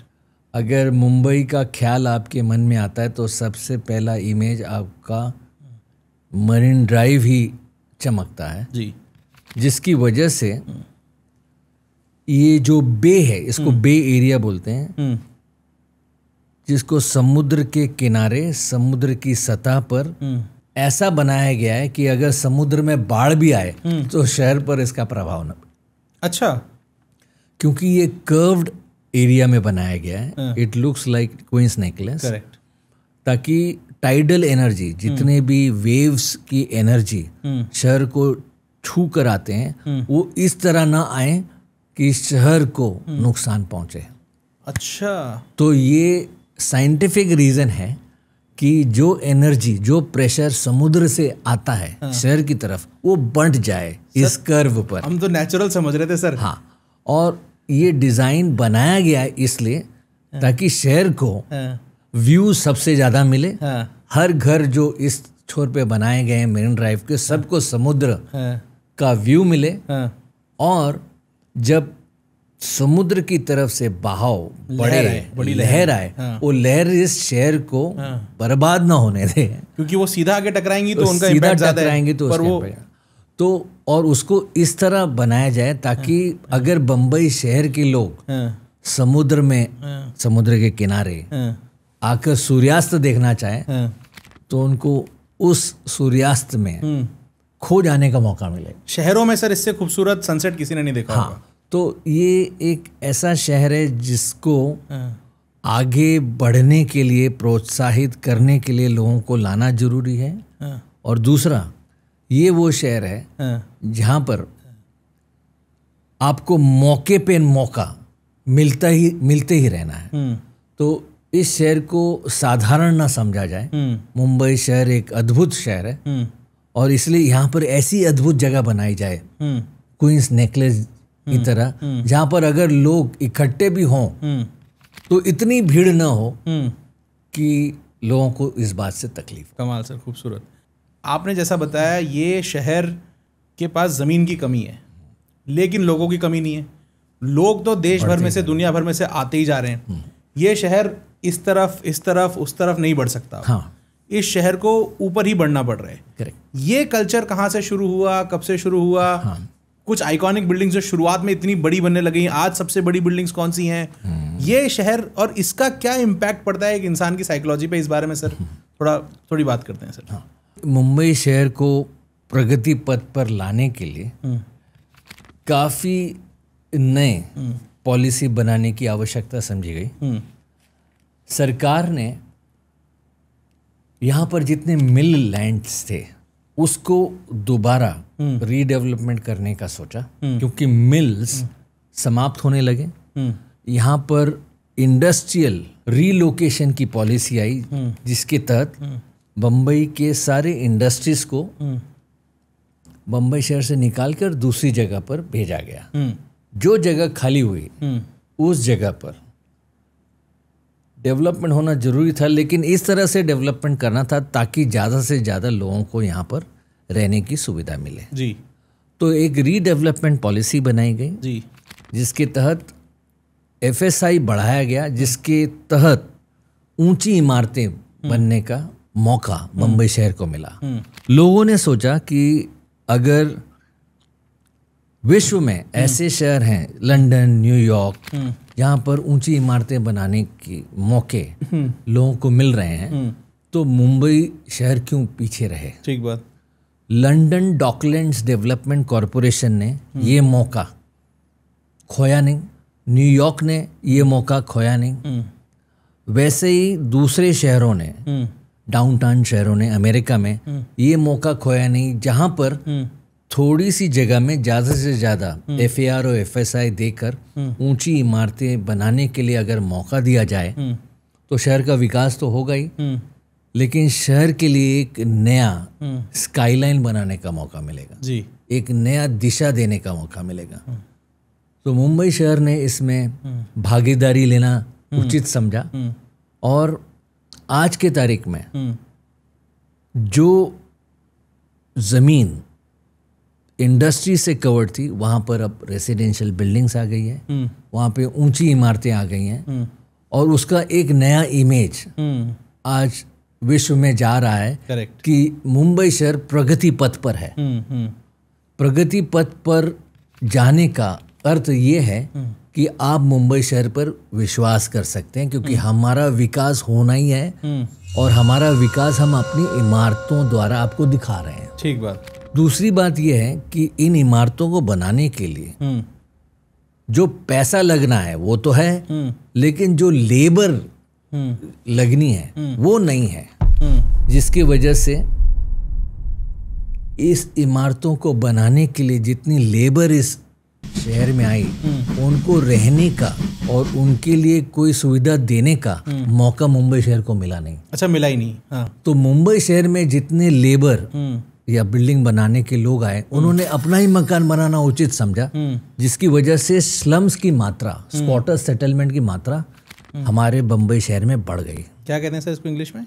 Squatter settlement कहते हैं, स्लम्स कहते हैं, झोपड़पट्टी जी, जी, जी, जिसको लोग कहते हैं, क्योंकि यहाँ पे लोग रहने के लिए नहीं आए, यहाँ पे लोग नौकरी के लिए आए। उनको ये फर्क नहीं पड़ता वो किस जगह रह रहे हैं, उनको यहाँ अगर मौका मिले काम का, नौकरी का, जिसकी वजह से वो इतना कमा सकें कि अपने घर पैसा भेज सकें, तो उनको ये कोई फर्क नहीं पड़ता कि वो चाहे फुटपाथ पे रहें, चाहे ऐसे घर में चाहे रहें जहाँ पे रहने लायक कोई सुविधा ही ना हो, एक कमरे में 12-12, 13-13 लोग। इसीलिए मुंबई शहर में सबसे ज़्यादा लोग स्लम्स में रहते हैं, क्योंकि यहाँ पर घर बनाने के लिए न जगह है, न उनको देने के लिए कोई सुविधा है। तो हमारे यहाँ ऐसा कहते हैं कि जो घर बना सकते हैं वो अवेलेबल नहीं है, जो अवेलेबल हैं वो अफोर्डेबल नहीं है, वो खरीद नहीं सकते, और जो अवेलेबल नहीं है, अफोर्डेबल नहीं है, अगर ऐसी स्थिति है तो लोग अपना ही घर बनाना उचित समझते हैं, अपने तरीके से ही रहते हैं। तो यहाँ पे बम्बई शहर के बाहर से बहुत से लोग आते हैं, मकान बनाते हैं और वापस चले जाते हैं। तो हमारे यहाँ अवेलेबिलिटी का प्रॉब्लम है, अफोर्डेबिलिटी का प्रॉब्लम है, और जो नियम के हिसाब से घर बन सकते हैं वो यहाँ नहीं बना सकते, क्योंकि वो लोगों को रहने लायक अगर होंगे भी तो खरीदने की क्षमता उनमें नहीं है। तो ये शहर ऐसा है जहाँ पर आज पॉपुलेशन 2 करोड़ है, 20 लाख, जिसमें 10 लाख लोग स्लम्स में रहते हैं। यहाँ पर पूरा क्षेत्रफल 343 स्क्वायर किलोमीटर लैंड पे 20 लाख लोग रहते हैं, जो अपने आप में बहुत ज़्यादा डेंसिटी है। जहाँ पर आधे लोग इतना कमा रहे हैं, आधे लोग इतनी ऊंची इमारतों में रह रहे हैं कि उनको इस बात की कोई दिक्कत नहीं है कि पानी कहाँ से आ रहा है, मेंटेनेंस कहाँ से कर रहे हैं। लोग अगर ड्राइवर घर पे आ रहा है उनको लेना, तो ड्राइवर कहाँ से आ रहे हैं उनको उससे कोई मतलब नहीं। लेकिन यही ड्राइवर वाला, यही इस्त्री करने वाला, यही रोड पे सफाई करने वाला, यही नाली साफ करने वाला स्लम्स में रह रहा है, झोपड़पट्टी में रह रहा है, इसलिए ये शहर चल रहा है।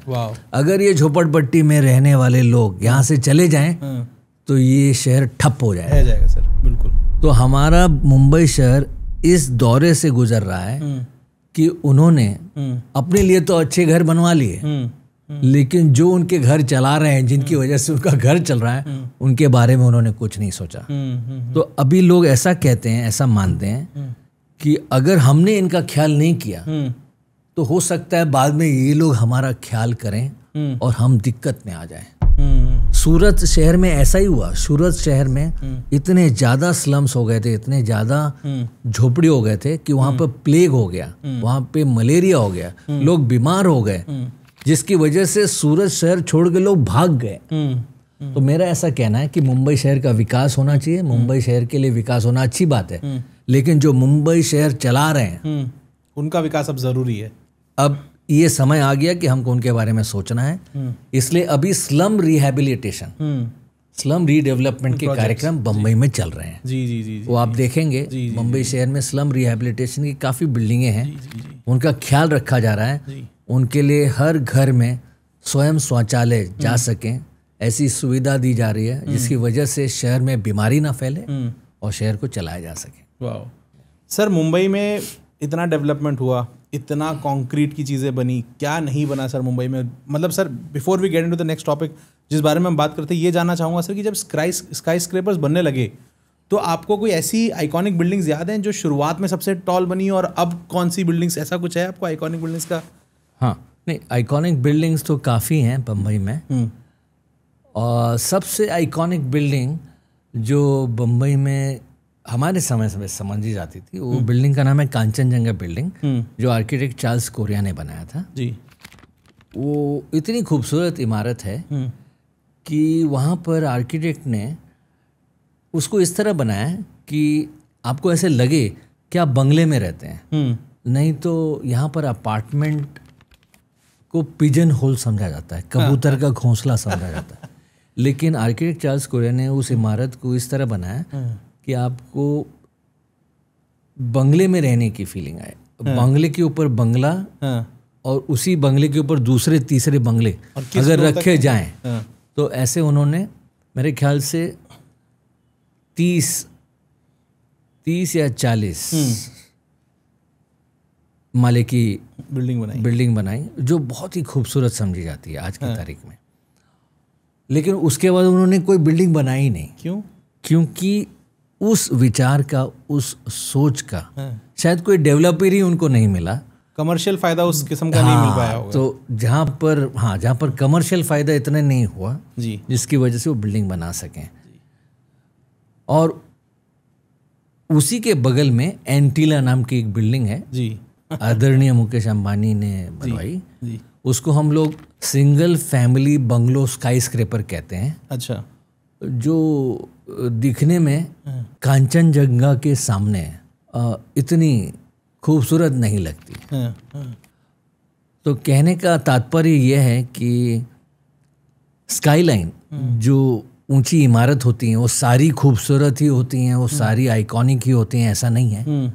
आइकॉनिक बिल्डिंग बनाने के लिए एक अच्छा वास्तु कलाकार होना बहुत ज़रूरी है। और बम्बई में आइकॉनिक बिल्डिंग की कमी है। लोग प्लॉट एरिया के हिसाब से जितना एरिया बिल्डिंग में एफएसआई द्वारा बना सकते हैं वो बनाने की कोशिश कर रहे हैं और उसी में अपनी कलाकारी दिखाते हैं। तो जहाँ आपको ज़्यादा से ज़्यादा एरिया एकोमोडेट करना हो, वहाँ कलाकारी दिखाने का आपको मौका नहीं मिलता। तो बम्बई में आज की तारीख में इतना काम हो रहा है कि उसका परिणाम पर्यावरण पे बहुत हो रहा है। चूंकि बम्बई में रोड के काम हो रहे हैं, इंफ्रास्ट्रक्चर के काम हो रहे हैं, बिल्डिंग के काम हो रहे हैं, प्रदूषण बहुत बढ़ गया है, बहुत बुरी तरह से सर। और ट्रैफिक जाम की वजह से प्रदूषण और बढ़ रहा है। जी, अगर ट्रैफिक चला भी जाए तो प्रदूषण कम हो, कुछ मात्रा में तो कम हो। इसके बावजूद कि 7.5 लाख लोग लोकल ट्रेन से चलते हैं, प्रदूषण कम नहीं हो रहा। तो मुंबई में आज के तारीख में सबसे बड़ा चैलेंज, सबसे बड़ा दुर्भाग्य यह है कि प्रदूषण हम कम नहीं कर पा रहे, लेकिन उस मार्ग पर, उस दिशा में कार्य हो रहा है। कुछ बातें महानगर पालिका अपने द्वारा कर रही हैं, लेकिन पर्यावरण के कायदे के अनुसार एक सबसे बढ़िया बात जो अभी हुई है कि अगर पर्यावरण के कायदा का अगर आप उल्लंघन करते हैं तो आप पर नियमानुसार कार्रवाई हो सकती है। जी जी जी। जिसकी वजह से लोग महानगर पालिका के तहत अपने ऊपर कार्रवाई न हो इसलिए ध्यान रखते हैं। जी। एक और सौभाग्य की बात हमारे मुंबई शहर के लिए यह है कि हमारे पास आर्य मिल्क कॉलोनी और संजय गांधी नेशनल पार्क, ये शहर की सीमा के अंदर ही है। कमाल की जगह है सर दोनों। उनकी वजह से इसको हम हमारे शहर के फेफड़ा, लंग्स समझते हैं, जिसकी वजह से हमें सांस लेने की थोड़ी सहूलियत हो। इस की वजह से संजय गांधी नेशनल पार्क और आर्य मिल्क कॉलोनी से लोगों को पर्यावरण पर नियमित तौर से कुछ करने का मौका मिला है। इसके बावजूद समुद्र के छोर पर मैनग्रोव्स को भी बचाने की मुहिम जोर से है, जिसकी वजह से समुद्र के करीब अगर आप कुछ बनाना चाहें तो आप नहीं बना सकते बिना पर्यावरण मंत्रालय के परमिशन द्वारा। तो अब ऐसा लग रहा है कि चाहे समय थोड़ा ज़्यादा ही क्यों ना लगे, अगर आप कोस्टल रोड बनाते हैं, अगर आप अटल सेतु बनाते हैं, तो आपको पर्यावरण मंत्रालय के हेतु परमिशन लेना जरूरी है और आपको उसी हिसाब से आपका विकास करना है, जिससे शहर को इसका परिणाम ना भुगतना पड़े। तो ट्रैफिक इंफ्रास्ट्रक्चर बढ़ाना शहर को चलाने के लिए बहुत जरूरी है, ताकि ट्रैफिक जाम ना हो, ताकि प्रदूषण कम हो, और बिल्डिंग के भी काम पर उतना ही रोक हो, उतना ही वो चले जिससे लोग यहाँ सांस ले सकें। कमाल सर। तो पर्यावरण और प्रदूषण ये दोनों बहुत ही महत्वपूर्ण बातें हैं मुंबई शहर के लिए, क्योंकि अगर मुंबई शहर में आकर आप इतना पैसा कमाते हैं कि आप घर भेज सकें, कहीं ऐसा ना हो कि आप बीमार पड़ जाएं और आपको पैसा देने के लिए पैसा ही ना हो, तो बीमार पड़ना प्रदूषण के कारण ये मुंबई शहर में मेरे ख्याल से बड़ी दुख की बात होगी, अब होने लगा है। इसलिए मुंबई शहर को बहुत ज़रूरी है कि वो पब्लिक हेल्थ, पब्लिक सीवेज और वाटर सप्लाई पर वो ध्यान दें, ताकि लोगों को विकास के नाम पर बीमार होने की ज़रूरत ना पड़े। जी, कमाल सर। सर एक चीज़ के बारे में मैं आगे बढ़ने से पहले लास्ट पूछना चाहूँगा, जो बहुत ही कमाल की चीज़ है, जिसके बारे में बात किए बिना मुंबई अधूरा है, वो है सर मुंबई लोकल। हाँ, मुंबई लोकल का सिग्निफिकेंस क्या कमाल की बात है। क्या वैसे तो जो दर्शक देख रहे हैं मुंबई लोकल पे हमारा एक पूरा डिटेल्ड पॉडकास्ट भी है, आप वो भी देखिएगा, वो भी चेक करिएगा सर। लेकिन मुंबई लोकल को आप किस नज़रिए से देखते हैं, उस बारे में बात करते हैं सर। मुंबई लोकल के बारे में कितना भी कहें कम है जी। मुंबई लोकल का अपना ही एक इतिहास है। इस मुंबई लोकल में चलने वाले लोग इसको अपना घर मानते हैं। मुंबई लोकल में हर दशहरा दिवाली पर भजन गाए जाते हैं। जी जी।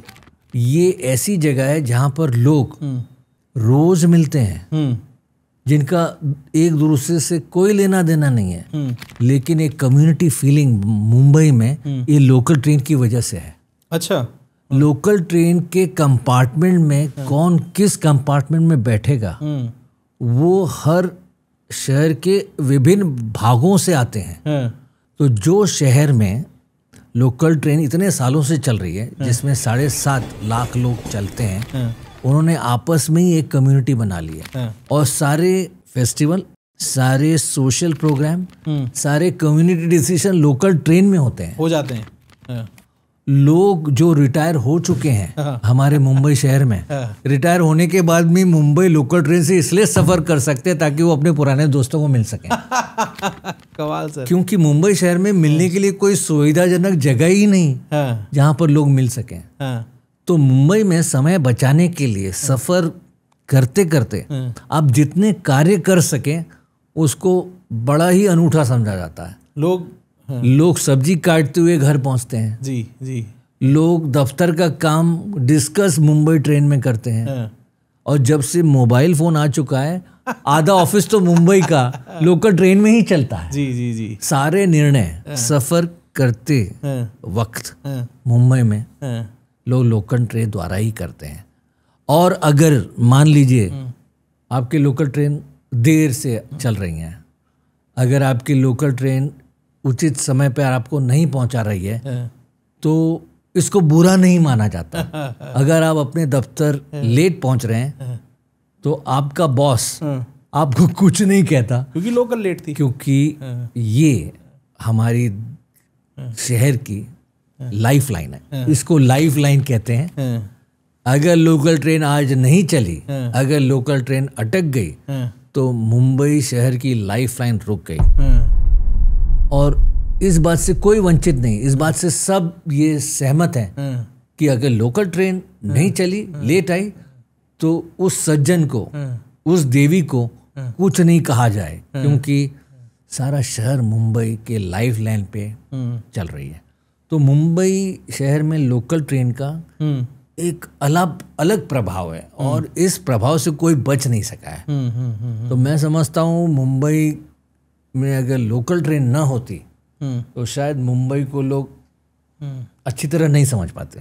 शायद मुंबई होता भी नहीं सर, उस मुंबई होता भी नहीं, जगह पे पहुंचा भी नहीं होता सर। आप क्योंकि इतने अच्छी कहानी सुना रहे हैं तो मैं 1-2 चीज़ें और पूछना चाहूँगा। एक तो चौल कल्चर के बारे में, हाँ, और एक ताज होटल के बारे में सर। इसके बाद हम फ्यूचर ऑफ मुंबई की तरफ चलेंगे कि आज कहाँ से कहाँ हमको जाना है। इन 2 चीज़ों के बारे में आप थोड़ा बताएं सर, चौल के बारे में और ये ताज होटल के बारे में। चौल की शुरुआत ब्रिटिश लोगों ने मिल वर्कर्स को रहने के लिए कि जहाँ पर मिल वर्कर अगर दिन भर मिल में काम कर रहे हों तो शाम को उनको उतनी ही जगह दी जाए ताकि वो केवल उसे सोने के लिए और खाना बनाने के लिए उपयोग में ला सकें। अगर आपने उनको ऐसा घर दिया जिससे उनको रहने में ज़्यादा सुविधा लगने लगे तो उसका असर काम पर होना लाजिब है। तो बम्बई शहर में ब्रिटिश लोगों ने चौल समुदाय को ऐसे रहने के लिए बनाई ताकि वो केवल काम करने के बाद उधर अपना खाना बनाने और सोने जा सकें। लेकिन उससे ये फ़ायदा हुआ बम्बई शहर में कि लोग जब गांव से आने लगे अपने सगे संबंधियों को मिलने, तो एक कम्युनिटी बन गई। हर एक चौल में ऐसी कम्युनिटी बन गई जिसके सारे कार्यक्रम वो चौल में ही तय किए जाते थे।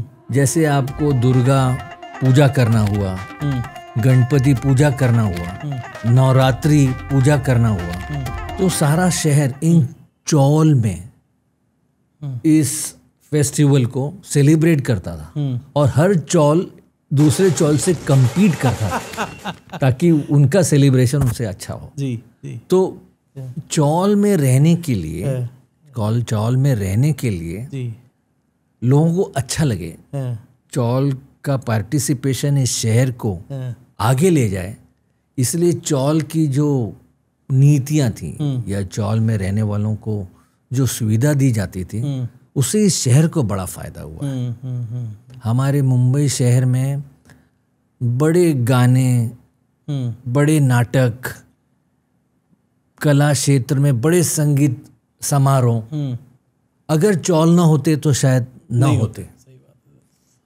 तो यहाँ पर political parties, development of meetings chawl में हुआ करते थे, और कुछ चौल तो इसी नाम से ही फेमस है जी। एक चौल का नाम है दगड़ी चौल, जहाँ पे अंडरवर्ल्ड गौली रहा करते थे। जी जी। तो कुछ चौल गलत कारणों के लिए भी प्रसिद्ध है। जी जी जी जी। लेकिन चौल में सारा समुदाय एक परिवार की तरह रहता था। जी जी। लोग एक दूसरे से शेयर करना जरूरी समझते थे, और लोग एक दूसरे के लिए उपलब्ध रहते थे। जो कम्युनिटी लिविंग सर चौल ने देखी होगी वो शायद किसी ने नहीं देखी होगी सर। जो बड़े से बड़े एक्सपेरिमेंट कम्युनिटी लिविंग के ऊपर होने चाहिए वो शायद चौल में होने चाहिए। चौल से आई है। जी जी। जो मुंबई के लिए बहुत बड़ी बात है। जी जी। और इसलिए मुंबई का आदमी, मैं समझता हूँ, जी। किसी भी शहर में किसी भी परिस्थिति में कहीं भी रह सकता है, क्योंकि वो चौल की नीतियों से वाकिफ है, गुजरा हुआ है। ताज होटल सर, नया या पुराना? जो पुराना ताज होटल है उसकी वैल्यू क्या है सर? वो क्या है सर? देखिए, ताज होटल की एक पुरानी इमारत है, एक नई इमारत है। पुरानी इमारत सर? हाँ। तो पुरानी इमारत बनाने का ब्रिटिश लोगों का ऐसा सपना था कि ब्रिटिश साम्राज्य से जब लोग इस शहर में आए, मुंबई शहर में आए, तो उनको रहने के लिए ऐसी अच्छी जगह दी जाए ताकि उनको मुंबई का विकास करने के लिए, वहाँ से बिजनेस करने के लिए लोग यहाँ ठहरे। उस वक्त ऐसा हो गया कि कुछ दिनों पहले एक गृहस्थ जिनका नाम टाटा था, उनको ताज होटल में रहने की अनुमति नहीं दी गई, और इस ब्रिटिश ताज होटल के बाहर ऐसा बोर्ड लगाया गया कि Indians and dogs not allowed. उसके पहले यहाँ पर एक और होटल था, वैटसन होटल। वैटसन होटल ऐसे ब्रिटिश साम्राज्य के लिए बनाया गया था जहाँ पे सोल्जर्स, जहाँ पे बड़े बड़े ऑफिसर्स रह सकें। तो ये जो बात हुई टाटा जी के साथ, वो वैटसन होटल में हुई, और उनको ऐसा लगा कि अगर यहाँ पर ब्रिटिश लोग रह सकते हैं तो हमारे जैसे हिंदुस्तानी ट्रेडर्स क्यों नहीं रह सकते, हमारे ज्यूज कहाँ नहीं रह सकते। तो डेविड ससून और जमशेद जी टाटा, जिनको वैटसन होटल में नहीं जाने दिया गया, उन्होंने ये तय किया कि वो ऐसा ताज होटल बनाएंगे जो पुराना ताज होटल है, जिसमें जमशेद जी टाटा ने पैसा लगाकर एक फ्रेंच आर्किटेक्ट को ये मौका देकर वो बिल्डिंग बनवाई। और उन्होंने कहा कि इस पुराने ताज होटल का मैं ऐसा निर्माण करूंगा जो सबके लिए खुला होगा, इस देश के वासियों के लिए खुला होगा, और अंतर्राष्ट्रीय दर्जे से जो लोग यहाँ बम्बई आना चाहें या मुंबई आना चाहें वो आके रह सकें। और ये वैटसन होटल बंद होने के कगार पे आ जाए ताकि जिसने बाहर ये बोर्ड लगाया Indians and dogs not allowed, उनको ये वैटसन होटल बंद करके वापस जाना पड़े। तो ताज होटल का निर्माण एक दूसरे होटल को बंद करने के लिए किया गया था, और टाटा ने इसको अपने दिल पे इतने ली थी बात कि पुराना ताज होटल आज भी सर्वश्रेष्ठ 5 स्टार होटल मुंबई में माना जाता है। इसलिए जब ताज पर हमला हुआ आतंकवादियों का, तो मुंबई शहर के लोग जो उस ताज होटल में, उस रेस्टोरेंट में जाकर हमेशा नाश्ता करते थे, खाना खाते थे, उनको भी इस बात का दुख हुआ कि ताज होटल को बचाया जाए। तो ताज होटल एक अलग ही प्रकार का होटल है जो मुंबई शहर के नागरिकों के दिल में जगह रखता है। नया ताज होटल जो बनाया गया वो ऊंची इमारत है, जो इसलिए बनाया गया क्योंकि पुराने ताज होटल में जगह कम है, उसकी कोई अहमियत ही नहीं है। अच्छा अच्छा। क्योंकि नया ताज होटल के पीछे कोई कहानी नहीं है, लेकिन पुराने ताज होटल के पीछे चूंकि एक अच्छी कहानी है, इसलिए लोग उसको पार्ट ऑफ हिस्ट्री हो जाता है, उसको इतिहास का बहुत बड़ा अनूठा नमूना मानते हैं।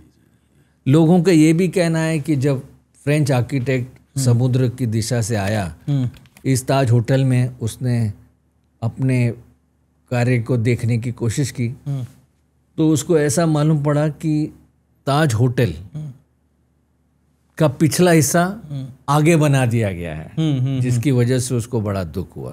पर ये सारी कहानियां हैं, ये हमें पता नहीं सच है या झूठ, लेकिन पुराने ताज होटल एक बहुत ही बढ़िया इमारत समझा जाता है, क्योंकि वेनिस जो यहाँ का अंतर्राष्ट्रीय शहर समझा जाता था, जहाँ पे 5 स्टार होटल बनाए जाते थे, उसी कार्य पर, उसी के नज़रअंदाज पर ताज होटल बनाया गया। इसलिए जो ताजमहल होटल का डोम है वो वेनिस आर्किटेक्चर के द्वारा, वेनिस के बिल्डिंग द्वारा किया गया डिजाइन पर आधारित है।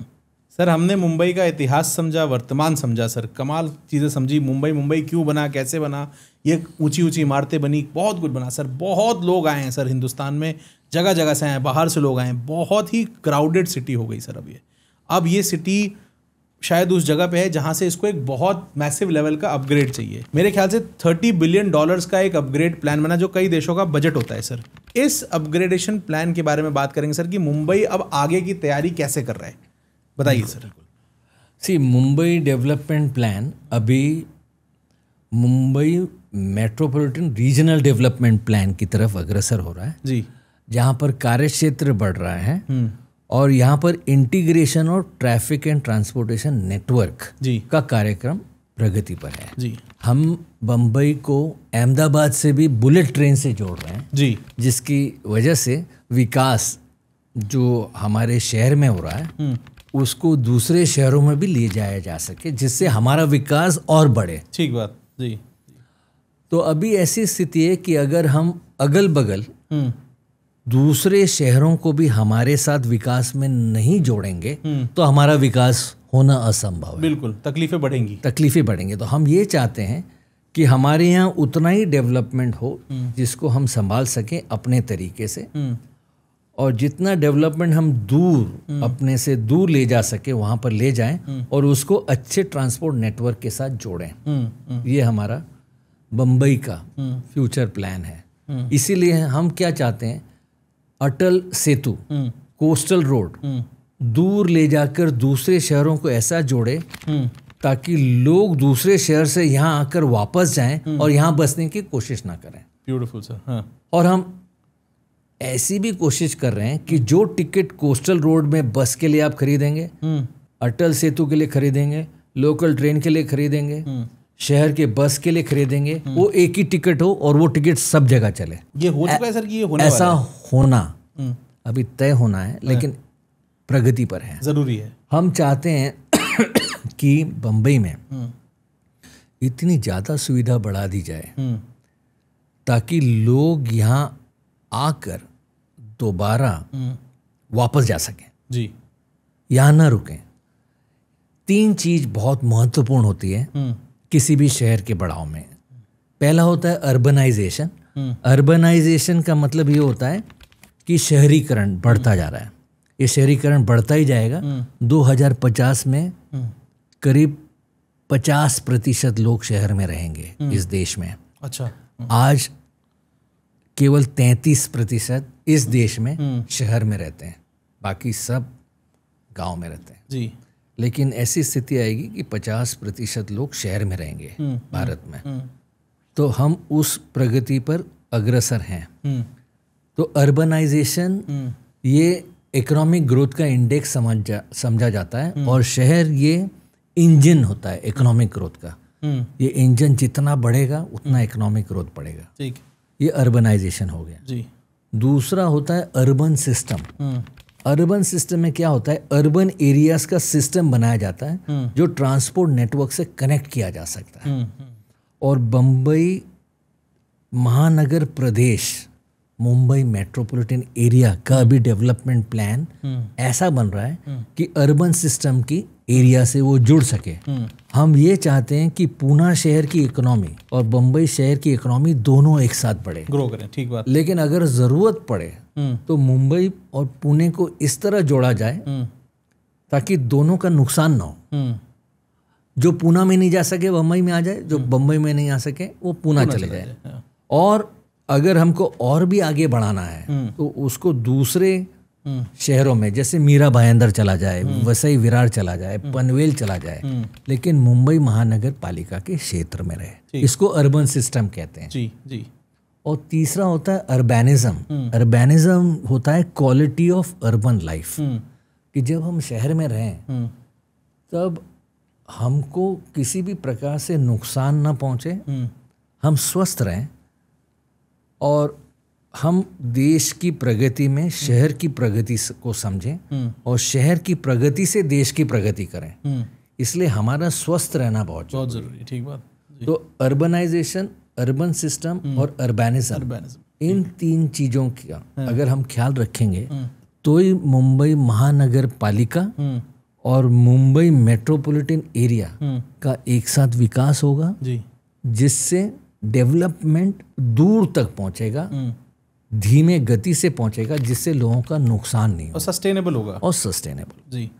अब दूसरी बात यह है कि बहुत से लोग यहाँ पर पूना से आते हैं, विरार से आते हैं, अहमदाबाद से आते हैं, उनको आने की ज़रूरत ना पड़े, इसीलिए ऐसा ट्रैफिक नेटवर्क जोड़ा जा रहा है जिससे समय कम लगे और कुछ चीज़ें बीच ही में, जैसे बम्बई और अहमदाबाद के बीच में अगर सूरत है तो सूरत को डेवलप किया जाए, ठीक, बड़ौदा को डेवलप किया जाए। इस तरह कि जो नागरिक डेवलपमेंट चाहता है अहमदाबाद में, उसको बड़ौदा तक ही जाना पड़े। ठीक बात है। और बड़ौदा का आदमी जो बम्बई आना चाहते हैं वो अहमदाबाद ही जाके अपना डेवलपमेंट करे। तो हम क्या कर रहे हैं कि डेवलपमेंट के मॉडल्स बदल रहे हैं और जिस कार्य के लिए कम से कम क्षेत्र में कम से कम समय में पहुंचा जा सके, ऐसी सुविधा देने की कोशिश कर रहे हैं। जी। तो शहर अपने आप में अगर डेवलप हो रहा है तो उसके अगल बगल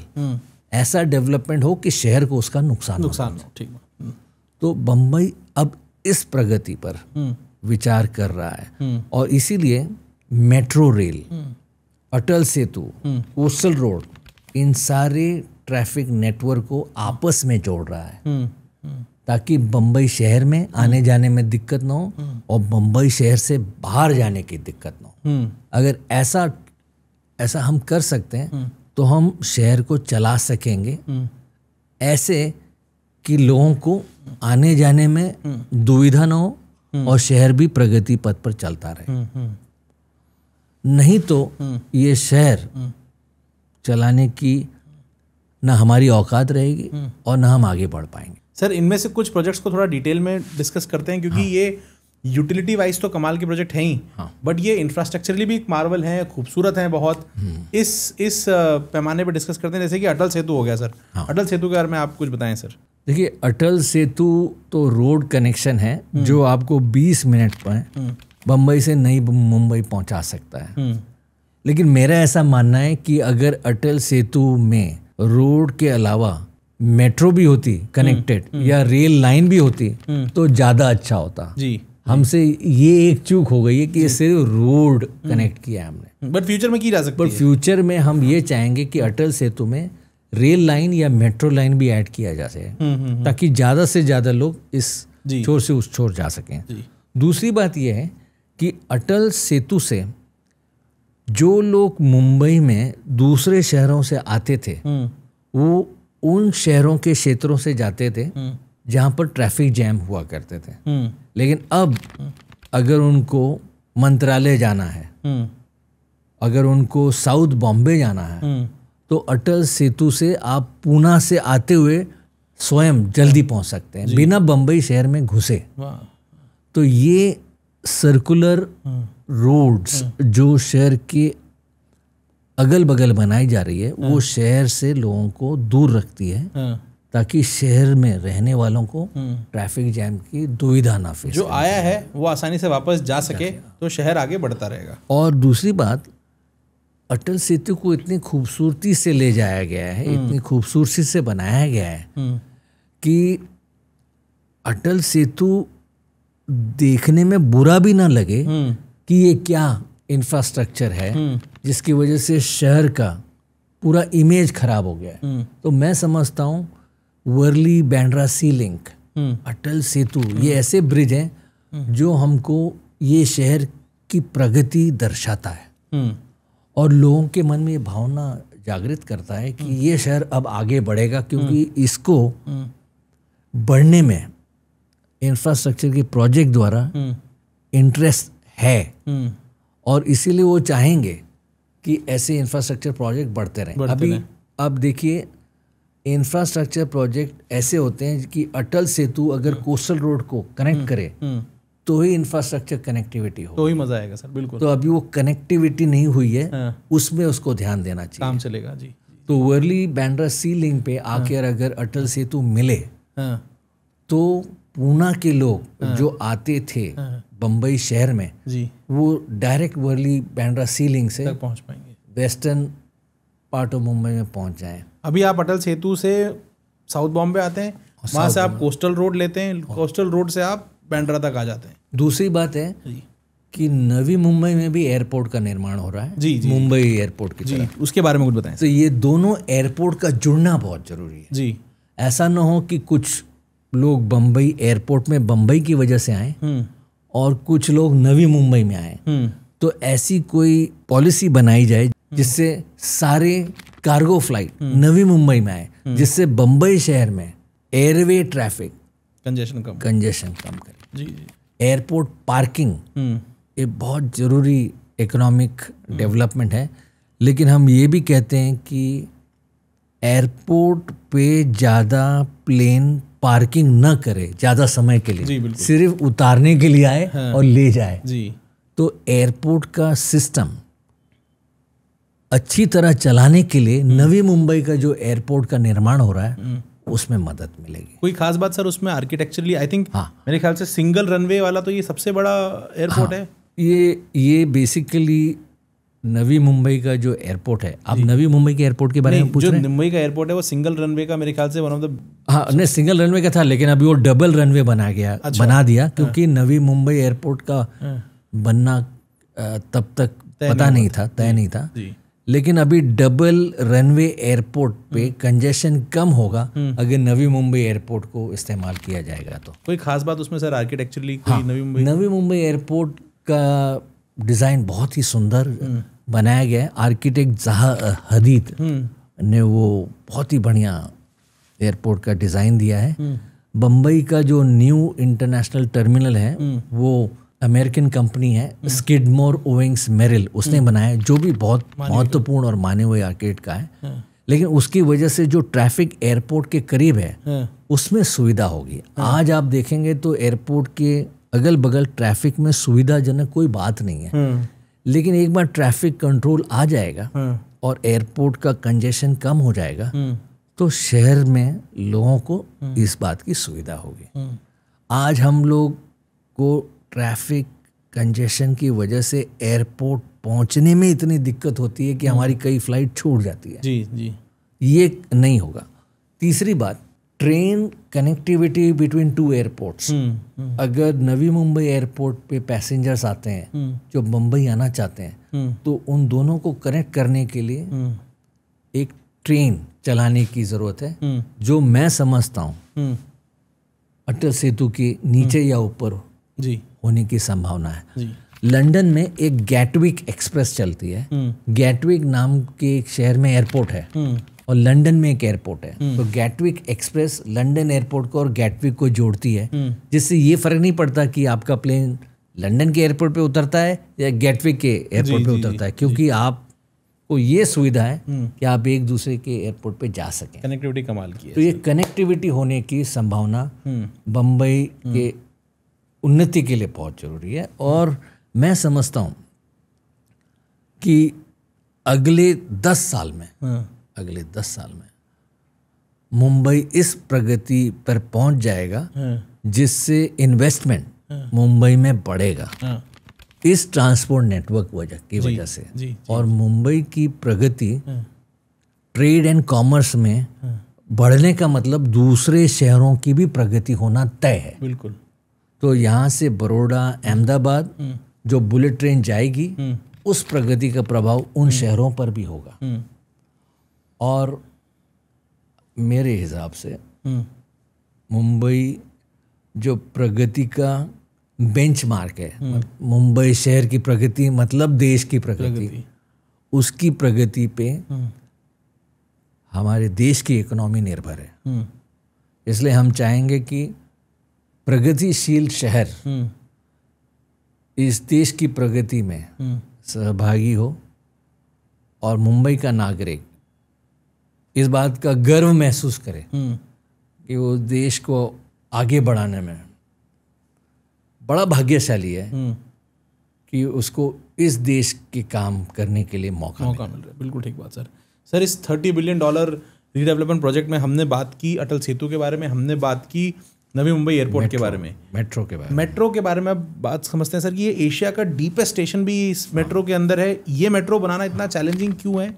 और उसके बाद हम चलेंगे कोस्टल रोड की तरफ। सर जी, ये मेट्रो बनाना इसलिए चैलेंजिंग है क्योंकि ये शहर के तीनों तरफ समुद्र होने की वजह से जो बोरिंग हुई है, जो टनलिंग हुई है, उसको ज़्यादा नीचे जाने की ज़रूरत थी क्योंकि ये सारा मोल्टेन लावा रॉक पे टिका हुआ है बम्बई शहर।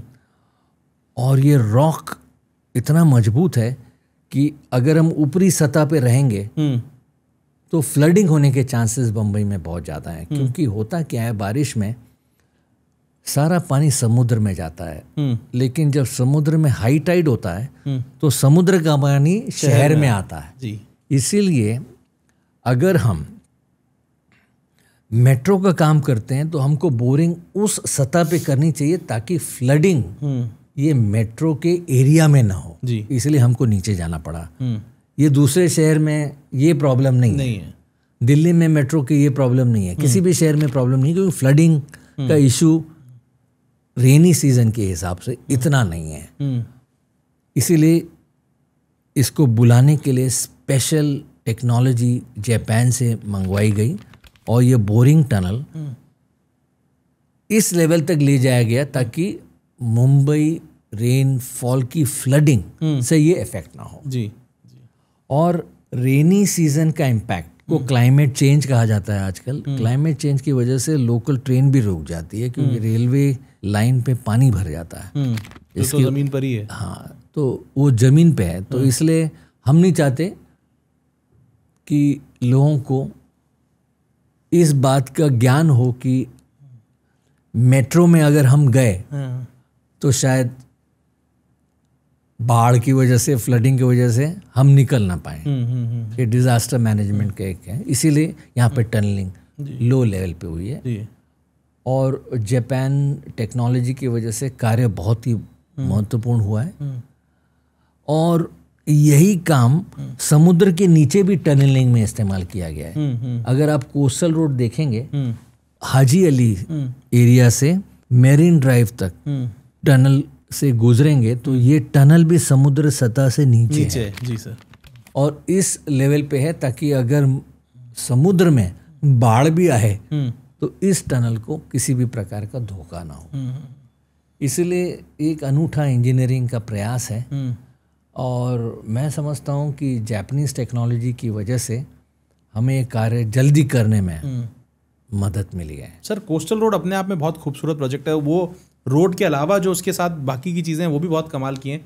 कोस्टल रोड के बारे में सर कुछ बताएं। कोस्टल रोड का ऐसा था कि जब हम दूसरे शहरों में जाते हैं जैसे कि दुबई, सिंगापुर या कोई भी कोस्टल प्रिय शहर में, हम देखते हैं कि ज़्यादातर लोग शहर से कोस्ट की तरफ देखते हैं, समुद्र की तरफ देखते हैं। कोस्टल रोड सबसे पहले ये सुविधा देता है कि हम समुद्र से शहर की तरफ देखें। जी। तो हम चाहते हैं कि शहर में रहने वाले लोग समुद्र को एंजॉय करें, समुद्र को समझें और इस बात से आनंद लें कि वो ऐसे शहर में रहते हैं। दूसरी बात ऐसा है, कोस्टल रोड ने एक और मौका दिया है कि रोड और शहर के बीच में जो जगह उपलब्ध है उसमें वो ग्रीनरी बढ़ाएं, उसमें वो ओपन स्पेस बढ़ाएं, उसमें वो सारी सुविधाजनक बातें दें जो शायद शहर में नहीं है। तो लोग कोस्टल रोड इसलिए आए ताकि जो सुविधा उनको शहर में नहीं मिल पाई है वो कोस्टल रोड के जाने पर मिलेगी। जी। तो कोस्टल रोड एक सुविधा देने का माध्यम है मुंबई शहर में लोगों को, और जल्दी से जल्दी अपने स्थान पर पहुंचने का माध्यम है। अगर कोई बोरीवली से, अगर कोई विरार से आता है साउथ मुंबई, कोस्टल रोड ही उनको 40 मिनट में बाहर की सतह से ले जा सकता है। क्योंकि अगर आप ट्रेन से भी जाते हैं तो वो पब्लिक ट्रांसपोर्ट सिस्टम इस तरह से ओवरलोडेड है कि आप उसके द्वारा जा नहीं सकते। कुछ लोग ये भी जानना पसंद करेंगे कि अगर आने जाने में हम ट्रैफिक का वॉल्यूम बढ़ाते हैं तो ज़्यादा से ज़्यादा लोग आ जा सकेंगे। आजकल लोग इसलिए आ जा नहीं रहे हैं क्योंकि उनको बड़ी तकलीफ होती है, और ट्रैफिक एंड ट्रांसपोर्ट की तकलीफ की वजह से आप किसी भी जगह समय पे नहीं पहुंच पाते, जिसकी वजह से आपका इस लेट पहुंचने से काम पर परिणाम होता है।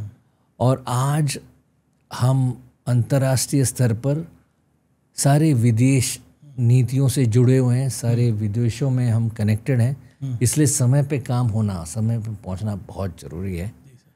इसलिए मैं समझता हूं कि ट्रैफिक नेटवर्क बम्बई में इम्प्रूव होने से शहर की उन्नति होगी और शहर वालों की भी उन्नति होगी। Sir, Dharavi redevelopment project Mumbai के लिए बहुत इंपॉर्टेंट प्रोजेक्ट बताया जा रहा है, बहुत ही कमाल का प्रोजेक्ट है। क्या है सर इसका सिग्निफिकेंस और किस तरह से ये मुंबई को बदलेगा? धारावी रीडेवलपमेंट प्लान एक बहुत ही महत्वपूर्ण डेवलपमेंट प्लान है, क्योंकि सबसे पहला इसका जो लोकेशन है वो बांद्रा कुर्ला कॉम्प्लेक्स के करीब है। प्राइम, जो प्राइम वैल्यू ऑफ लैंड है। Bandra Kurla complex is the most expensive property in India ji for corporate sector ji. Dharavi redevelopment plan अगर रीडेवलप होती है तो उन सारी चीज़ों की, सुविधाओं की, ज़रूरतों की हम पूर्ति कर सकते हैं जो आज वहाँ पे नहीं है। धारावी रीडेवलपमेंट प्लान का मतलब ये है कि जो आज की स्थिति है उस स्थिति से हम उसको बेहतर बना सकें, इस तरह से कि जो लोग वहाँ रह रहे हैं उनको वही चीज़ हम इस तरह से दें ताकि बाकी चीज़ें भी वहाँ पर हम ला सकें जी। आज की स्थिति में वो संभव नहीं है। ऐसा करने के लिए बम्बई शहर में धारावी रीडेवलपमेंट प्लान के तहत वहाँ के लोगों को दूसरी जगह ले जाकर कुछ समय के लिए बसाया जा रहा है ताकि वो जगह, ताकि वो ज़मीन रीडेवलपमेंट के लिए उपलब्ध हो सके।